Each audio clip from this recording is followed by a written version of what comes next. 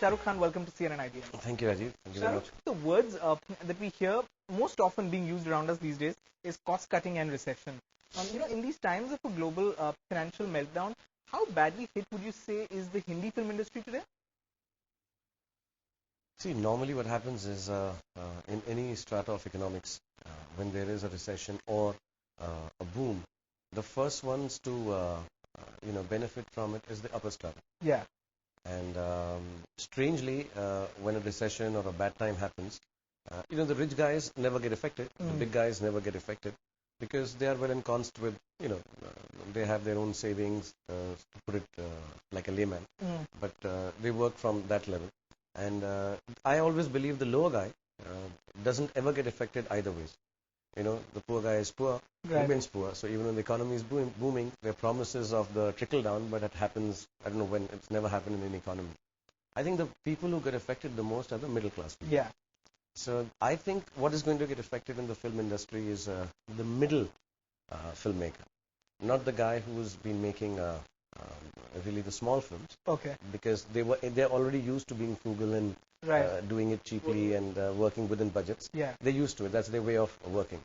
The guys on the top, they're just going to lose a bit of their profits. It won't get them into losses.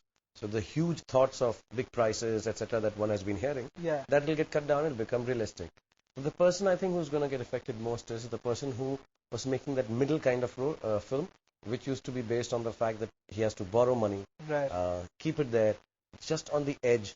If it's a hit only, then the money comes back. It's taken on high interest from the banks, corporates, or whoever. So it's the middle filmmaker, producer who's going to get affected. Not fortunately, but I think I fall in the bracket which is higher up at this point of time. Yeah. So I'm not going to be affected as a producer or an actor. Also, I've been an economics student. So all my life, I've been very, very clear about the way I price myself as a movie star. I am the cheapest movie star going in the country.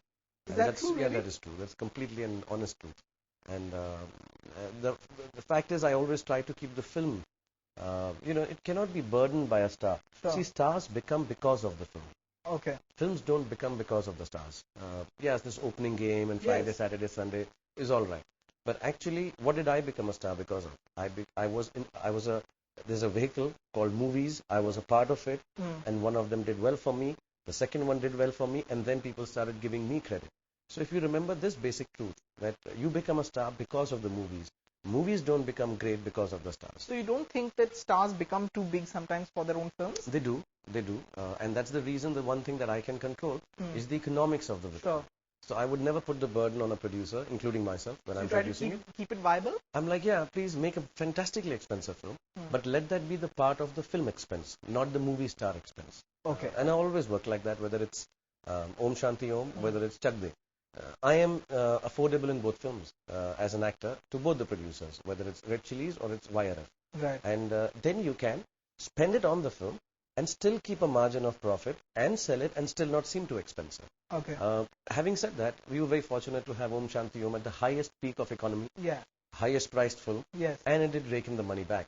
I think after that there's been a slump. So one has to reconsider that. Okay. So this popular belief that stars like yourself, like Akshay Kumar, who get paid a lot of money, will now have to slash their prices, will have to take price cuts, you don't think is necessarily correct? I really don't know how much anyone else charges, to be really honest. I've never asked anyone.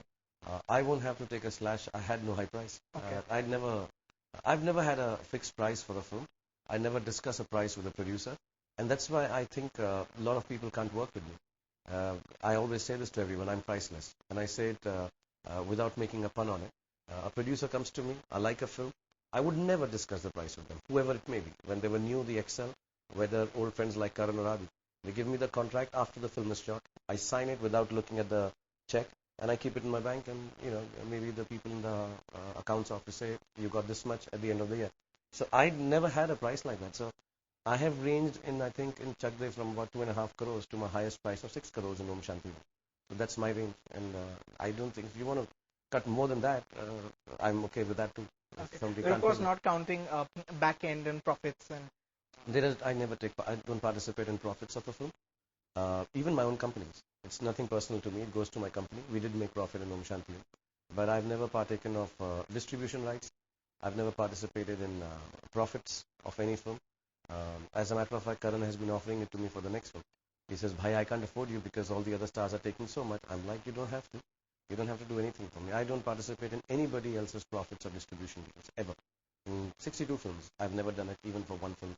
I keep reading it. I have the overseas right. Yeah. And I've never participated in any. If you're the producer of the film, it's your risk, including taking me in the film.